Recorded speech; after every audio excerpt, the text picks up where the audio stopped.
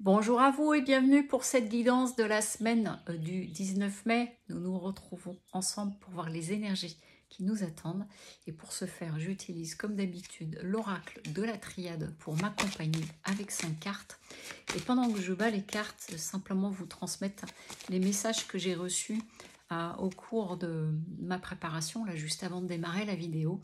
J'entendais une notion de concentration à avoir, à garder, parce que les énergies en ce moment sont extrêmement intenses, mais amènent, vous voyez, comme des pics au niveau éventuellement de nos humeurs, de notre sensibilité autour de nous. C'est vraiment comme si c'était électrique, c'est ce qu'on me montre encore là, et que ça peut amener de ce fait des incompréhensions, voire des conflits, des rapports de force aussi, c'est ce qu'on est en train de me dire, et que donc il est important de rester centré, concentré et surtout de revenir toujours au cœur dans le sens où, je vais faire de façon très courte, si ce n'est pas mon ego qui parle, mais si je parle depuis le cœur, quelle vérité vient à moi, qu'est-ce qui devient plus juste et plus équilibré. C'est extrêmement important et on me dit en plus que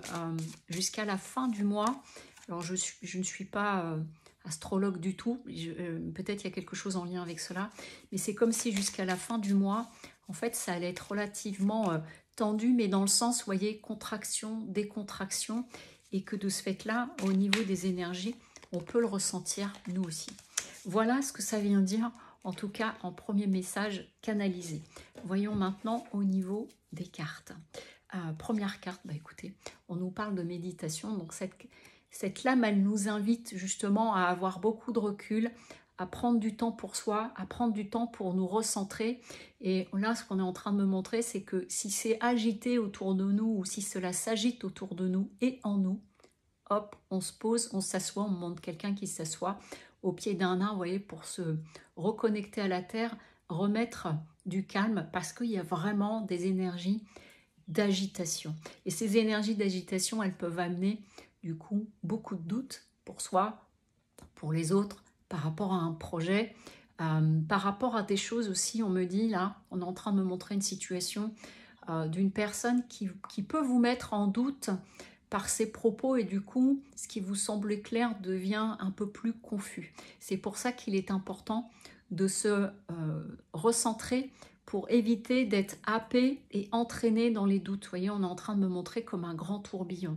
Ça peut passer du coup par pas prendre de la distance avec certaines personnes, mais vraiment cette notion de prise de recul, de prise de hauteur, de changement d'air éventuellement, mais surtout de ne pas se hâter n'importe comment.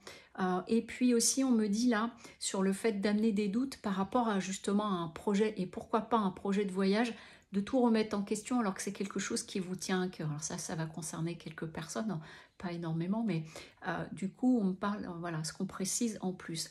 Parce que sans faire cela, sans cette prise de recul, sans cette, surtout de remettre du calme, j'arrête pas d'entendre ça, désagiter, on me dit le mot, ça va amener, ça peut amener des conflits, mais ça peut avant tout amener des conflits en vous, d'agacement, de jugement, même de jugement sévère, comme si on pouvait se flageller, parce que finalement je remets tout en question, ou avec d'autres personnes qui peuvent vouloir vous entraver à travers des remarques, et qui du coup amènent toute une série de doutes. Et donc vraiment, c'est important pour ça, ce qui a été dit au départ, de rester vraiment concentré et ramener, j'entends ramener de la raison, mais en fait, c'est ramener du raisonnable, mais depuis le cœur, voilà, et pas depuis la tête.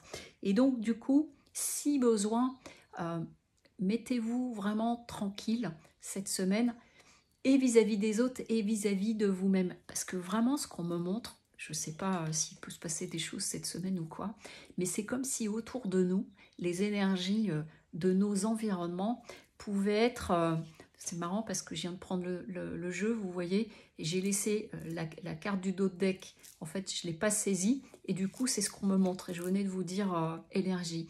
C'est que vraiment, on est comme dans un climat d'énergie extrêmement agité. Et ça peut nous amener à dire, pardon pour le mot, des conneries. Et donc, du coup, vraiment, on se met au calme. On se met tranquille, on se réfugie chez soi éventuellement, surtout si vous sentez que ça vous met en tension, parce que c'est juste un passage. C'est juste un passage. Il doit y avoir quelque chose certainement au niveau des énergies pour qu'ils insistent autant là. Donc c'est vraiment, j'entends mets-toi en veille. Donc du coup, on se remet tranquille, on passe du temps peut-être à la maison, au jardin, dans la nature, mais en tout cas d'éviter trop d'agitation autour de nous, parce que visiblement ça va être un peu électrique là cette semaine, mais ça va durer.